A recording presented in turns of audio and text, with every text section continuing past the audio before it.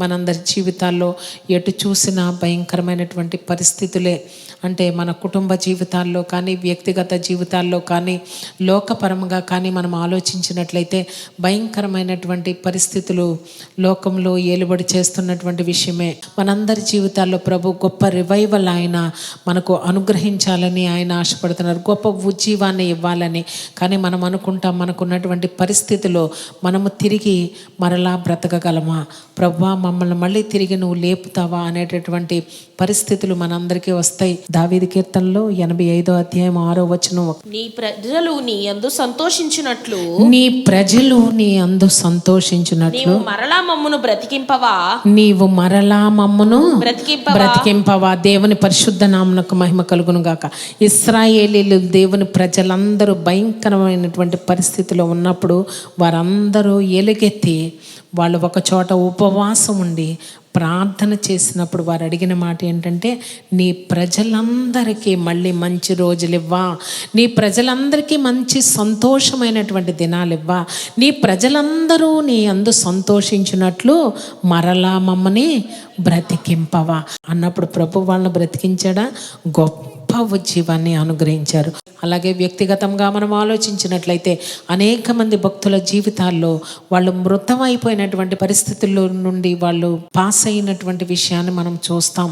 మనం ఏమనుకుంటామంటే ఈ పరిస్థితుల్లో నుండి మనకు బయటకు రాగలమా, మన జీవితంలో మంచి రోజులంటూ మనకు వస్తాయా, మనం చూడగలమా, ఎటు చూసినా అన్ని ప్రమాదాలే కదా, ఎటు చూసినా అన్ని మనకు ఉపద్రవాలు లాంటి సమస్యలు మనల్ని ఎదుర్కొంటూ ఉన్నాయి కదా, వీటిల్లో నుండి మనం పైకి ఎలాగ రాగలం, ఎవరు తీసుకొని వస్తారు అనే అనేకమైనటువంటి సందేహాలు మన జీవితాల్లో జరుగుతూ ఉంటాయి. కానీ వాటన్నిటికీ ఒకే ఒక పరిష్కారం ఏంటంటే దేవుని సన్నిధి, దేవుని మందిరము, దేవుని యొక్క వాక్యము, యేసు నామము, యేసు యొక్క రక్తము మనకు సరిపోతాయి, చాలినవనే విషయాన్ని మనం ఇక్కడ గమనించాలి. ఎందుకంటే మనకున్నది చాలిన దేవుడు. దేవుని పరిశుద్ధ నామమునకు మహిమ కలుగును గాక. పాత నిబంధన కాలంలో మనందరికీ తెలిసినటువంటి స్త్రీయే ఆమె హన్నా అనేటటువంటి విషయాన్ని మనం చూస్తాం. ఆమె జీవితంలో గొడ్రాలు బిడ్డలు లేనటువంటి విషయాన్ని మనం చూస్తాం. మొదటి సమూయేలు గ్రంథం 1వ అధ్యాయంలో మనకి ఒక మాట కనబడుతుంది, యెహోవాయే ఆ గర్భమును మూసెను అనేటటువంటి విషయం మనకు అక్కడ కనబడుతూ ఉంటుంది. అయితే ఈమె జీవితంలో ఈమెకు కావాల్సింది ఏంటంటే ఒక రివైవల్ కావాలి. ఒక రివైవల్ కావాలంటే ఒక శామ్యూయల్ తన జీవితంలో కావాలి, ఒక సమూయేలు తన జీవితంలో కావాలి, తన ప్రార్థనలకు ఒక జవాబు తన జీవితంలో కావాలి. ప్రభువుని నేను అడిగి ఆయన దగ్గర నుంచి పొందుకున్నాను అనేటటువంటి అనుభవంలో ఒక రివైవల్ కొరకు ఆమె ప్రార్థించినటువంటి విషయాన్ని మనం చూస్తాం. ఎప్పుడైతే ఆమె అంత యాగనీతో ఆమె ప్రార్థన చేసిందో, ఎందుకు అంత యాగనీతో ప్రార్థన చేసిందంటే ఆమె గర్భాన సమూయేలు పుట్టాలన్న విషయం దేవుని యొక్క ప్రణాళిక. కానీ ఆ సమూయేలు ఎక్కడున్నాడంటే చాలా డీప్గా, అంటే కొన్ని సంవత్సరాలు పట్టాలి, ఆమె వేదన పడాలి, ఆమె ప్రార్థన చేయాలి, ఆమె కన్నీరు కార్చాలి, ఆమె వ్యతిరేకించబడాలి, ఆమె హేళన చేయబడాలి, ఆమె అపహసించబడాలి. ఎవరంటే తన వైర్యగు పెనిన్నాతో. కనుక అటువంటి పరిస్థితుల్లో ప్రభు ఏం చేశాడంటే, నీకు అంత గొప్ప ప్రవక్త నీ కడుపులో నుండి పుట్టాలంటే అంత గొప్ప వేదన నేను కలుగు చేస్తాను. ఎందుకంటే ఆమె యొక్క హార్మోన్స్ ఏమవుతున్నాయంటే సరిగా ఫంక్షన్ చేయట్లేదు. అవన్నీ తిరిగి ఫంక్షన్ చేయాలంటే ఆమెలో అంత బాధ వస్తేనే కానీ ఆమె అంత డీప్గా ప్రేయర్ చేయడానికి ఆమెకు అవకాశం లేనటువంటి పరిస్థితి మనం అక్కడ గమనిస్తాం. అయితే ఎప్పుడైతే ఆమె వేదనతో ప్రార్థన చేసిందో, అంటే అక్కడ చాలా deep inside of her womb ఎవరున్నారంటే ఆ సమూయేలు ప్రవక్త ఉన్నటువంటి విషయాన్ని మనం చూస్తాం. అంటే మనం అనుకుంటాం సర్వసాధారణంగా వివాహం కాగానే బిడ్డలు పుడుతూ ఉంటారు, పెద్ద అంత ఆలోచించం. ఎంత లేట్ అయ్యే కొద్దీ వాళ్ళు ఏమని వాడతారు డాక్టర్స్ ఒక medical term, precious pregnancy, precious baby. అంటే అన్ని ప్రెగ్నెన్సీస్ ప్రెషియస్ కదా, అన్ని ప్రెగ్నెన్సీసు ప్రెషియసే, అందరి బిడ్డలు కూడా ప్రెషియసే. కానీ ఎంత లేట్ అయ్యే కొద్దీ, ఎంత రిస్క్ అయ్యే కొద్దీ అంత ప్రెషియస్ అనేటటువంటి పదాలు వాడతారు. అలాగే తండ్రి అయినటువంటి యెహోవా హన్నా చేసేటటువంటి ప్రార్థన, ఆమె దేవుని యందు భయభక్తులు కలిగినటువంటి స్థితి, దేవుని విశ్వసించినటువంటి స్థితిని బట్టి ఆమె జీవితంలో ప్రభువు ఏమనుకున్నారంటే ఒక ప్రెషియస్ బేబీని ఆమెకు ప్రజెంట్ చేయాలని తండ్రి అయినటువంటి యెహోవా ప్రణాళిక అయి ఉన్నదనేటటువంటి విషయాన్ని మనము ఆలోచించవలసినటువంటి వారమై ఉన్నాం. ఎందుకంటే అక్కడ ఆమె ఒక స్పెషల్ టైప్ ఆఫ్ ప్రేయర్ చేసినటువంటి విషయాన్ని మనం చూస్తాం. ఎందుకు ఆ స్పెషల్ టైప్ ఆఫ్ ప్రేయర్ చేసిందంటే శామ్యూయల్ని ఆమె ఈ లోకానికి ప్రజెంట్ చేయుట కొరకు, శామ్యూయల్ని లోకంలోనికి తేవాలి. శామ్యూయల్ ఎవరంటే ఒక ప్రవక్త, ఒక జడ్జి, ఒక మీడియేటరు, ఒక ప్రాఫెట్, ఒక రివైవలిస్టు. దేవుని పరిశుద్ధ నామమునకు మహిమ కలుగును గాక. ఇన్ని లక్షణాలతో కూడినటువంటి బిడ్డకు తన జన్మనివ్వాలంటే అంత డెప్త్కి వెళ్ళి అంత డీపెస్ట్ స్పెషల్ ప్రేయరు తను చేయవలసినటువంటి పరిస్థితి వచ్చిందంట. అంతేకాకుండా స్పెషల్ ఇంటర్సెసరీ ప్రేయర్ తను చేసినటువంటి విషయం మనం చూస్తాం. విజ్ఞాపన చేసినటువంటి విషయాన్ని మనం చూస్తాం. ఎందుకంటే ప్రభువా, నువ్వు నాకు ఒక కుమారుణ్ణి అనుగ్రహిస్తే నేను ఆ కుమారుని తిరిగి నీకే నేను ఇచ్చేస్తాను, నీ సేవకే నేను ఇచ్చేస్తాను, ఇశ్రాయేలీలందరికీ ఒక ప్రవక్తగా వాడబట్టకు నేను ఇస్తాను అని చెప్పినటువంటి విషయాన్ని, దేవునితో ప్రామిస్ చేసినటువంటి విషయాన్ని మనం చూస్తాం.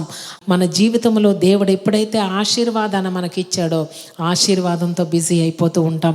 కానీ అక్కడ హన్నా జీవితం ద్వారా మనం తెలుసుకోవాల్సిన విషయం ఏంటంటే ఎంత డిమాండ్గా, ఎంత పవర్ఫుల్గా తన డీపెస్ట్ పార్ట్లో గా ఉన్నటువంటి ఆ సమూయేలుని తేవడానికి ఎంత ప్రార్థన చేసిందో, ఆ సమూయేలు రాగానే దేవునికి ఇవ్వడానికి కూడా తను అంతా అంగీకరించినటువంటి విషయాన్ని మనం చూస్తాం.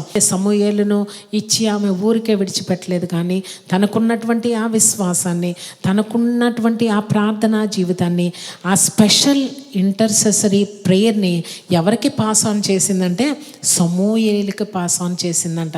ఎందుకంటే అక్కడ మనకు వ్రాయబడి ఉంటుంది, ప్రార్థన చేయువారిలో సమూయేలు ఉండెను. ఈ ప్రార్థన అనేది ఆ సమూయేలుకి ఎక్కడి నుంచి వచ్చిందంటే తల్లి తన గర్భములో ఉన్నప్పుడే ఆ బిడ్డకంతా దేవుని యొక్క పద్ధతుల్లో ఆ బిడ్డను మోసినటువంటి విషయాన్ని మనం చూస్తాం. ఒక బిడ్డ లేదు, గొడ్రాలు అనేటటువంటి విషయం యెహోవాయే తన గర్భమును మోసెను, యెహోవాయే తన గర్భమును తెరిచినటువంటి విషయం మనం చూస్తాం. మనందరి జీవితాల్లో ప్రార్థన లేకుండా చక్కగా వివాహం అవగానే బిడ్డలు పుట్టినప్పుడు లెక్క చేయాల్సినటువంటి పని లేదు. ఒక బిడ్డ కొరకు బిడ్డలు లేనటువంటి ఒక స్త్రీ ఎంతకాలం ప్రార్థన చేస్తుంది, ఎంతకాలం వెయిట్ చేస్తుంది, ఎంత ప్రెషియస్ బేబీగా చూస్తుందని దాన్ని అనుభవించినటువంటి స్త్రీకే తెలుసు. ఇప్పుడు ఈమె ఏం చేసిందంట, నేను ఎంత వేదన పడి ఎంత కన్నాను, కానీ దేవునికి నేను ఇవ్వాలనుకున్నాను కనుక దేవునికి ఈ బిడ్డ ప్రతిష్ఠితుడని ఎవరు ప్రతిష్ఠ చేశారంట? తల్లే తన హృదయంలో ప్రతిష్ఠ చేసుకొని వెళ్ళి మందిరంలో అక్కడ విడిచిపెట్టేసినటువంటి విషయాన్ని మనం చూస్తాం. కనుక దేవుడు ఈరోజు మనందరితో మాట్లాడాడు. ఏమనంటే మనందరి జీవితాల్లో ఏ ఏ ఏరియాలో మనం దేవునికి వెనకబడిపోయామో, ఎందుకు మన జీవితాలు ఆ మృతతుల్యమైనటువంటి ఆ పరిస్థితుల్లో, ఆ డెడ్ స్టేట్లో, ఆ షాటర్డ్ డ్రీమ్స్లో మనం అలాగ నలిగిపోతున్నాం అన్న విషయాన్ని ఒక్కసారి మనం ఆలోచిస్తే, ప్రభు మన జీవితాల్లో అనుకుంటున్నాడు, నేను మీ జీవితాల్లో గొప్ప ఉజ్జీవాన్ని ఇవ్వబోతున్నాను, మీ వ్యక్తిగత జీవితాల్లో గొప్ప ఉజ్జీవాన్ని నేను ఇవ్వబోతున్నాను, మీ కుటుంబ జీవితంలో గొప్ప ఉజ్జీవాన్ని నేను ఇవ్వబోతున్నాను, మీ సంఘంలో గొప్ప ఉజ్జీవాన్ని నేను ఇవ్వబోతున్నాను. మీరు వ్యక్తిగత జీవితంలో ఎందులో నలిగిపోతున్నారో, కుటుంబంలో ఎందులో నలిగిపోతున్నారో, ఏ విషయంలో మీరు దాన్ని తాళలేక మీరు నలిగిపోతున్నారో, వాటన్నిటిలో నుండి నేను మృతమైపోయానని నువ్వు ఒప్పుకున్నావా, నువ్వు ఈల్డ్ అయిపోయి నేను తిరిగి మీకు ఏం చేస్తానంట, నేను గొప్ప కార్యాలు మీ జీవితంలో చేసి మీకు గొప్ప ఉజ్జీవాన్ని మీ వ్యక్తిగత జీవితంలో, మీ కుటుంబ జీవితంలో, మీ సంఘంలో నేను అనుగ్రహించాలని ప్రభువు ఈరోజు మనందరితో మాట్లాడుచున్నారు. 10 రూపాయలు పెట్టి ఒక ఫ్రిడ్జ్ కొనుక్కోలేం, 50,000 1,00,000 నీకు ఏ ఫ్రిడ్జ్ కావాలి, మోడల్స్ అన్నీ నీకు అక్కడ ఉంటాయి. అలాగే దేవుని దగ్గర నీకేమేమి నీడ్స్ ఉన్నాయో, నీ మనసులో ఏమున్నాయో, నీ యొక్క హృదయంలో, నీ తలంపుల్లో ఏమున్నావో అవి నీకు ఎంత రేట్లో కావాలో అంత రేటు నువ్వు చెల్లించాలి. 10 లక్షలు తీసుకెళ్ళి 50 లక్షల కారు ఇవ్వమంటే వాళ్ళు ఇవ్వరు. నీ దగ్గర 50 లక్షలకు నువ్వు ముందు డెసిషన్ తీసుకుని అంత డబ్బులు నువ్వు పే చేస్తే అంతా నువ్వు తెచ్చుకుంటావు. అలాగే విశ్వాసము కూడా ప్రభు మనకి ఏం చేశారంటే, నువ్వు విశ్వసించవు, నువ్వు ఎంత విశ్వసించవు ప్రతి వానికి ఒక్కొక్క పరిమాణం ఉందంట. ఇప్పుడు ఆ పరిమాణంలో నీకు ఎంత వస్తువు కావాలో, నీకు ఎన్ని నీడ్స్ తీరాలో, నీకు ఎన్ని పరిస్థితులు నీ జీవితంలోంచి నువ్వు బయటకు రావాలో అన్ని విషయాలు ఒకసారి నువ్వు తెచ్చుకొని మైండ్లోకి అంత విశ్వాసాన్ని నువ్వు పోరౌట్ చేసుకున్నట్లయితే నీ హృదయాంతరంగాల్లోంచి, నీ ఆత్మలోంచి నువ్వు ఎంత నీ అవసరాన్ని బట్టి నీ డిమాండ్ అంత ఉంటుంది. కనుక నీకు ఎంత అవసరం ఉందో నీకు తెలుసు. కనుక అంత విశ్వాసంతో దేవుని దగ్గర నువ్వు పలికితే అంత విశ్వాసపూరితమైనటువంటి కార్యాలు, విశ్వాసభరితమైనటువంటి కార్యాలు మనందరి జీవితాల్లో మనము అనుభవించుటకు సిద్ధంగా ఉండవలసినటువంటి వారమై ఉన్నాం. దేవుని పరిశుద్ధ నామమునకు మహిమ కలుగును గాక.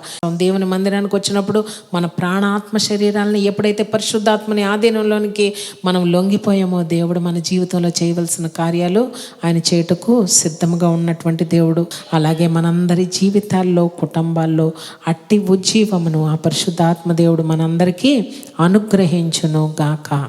ఆమేన్.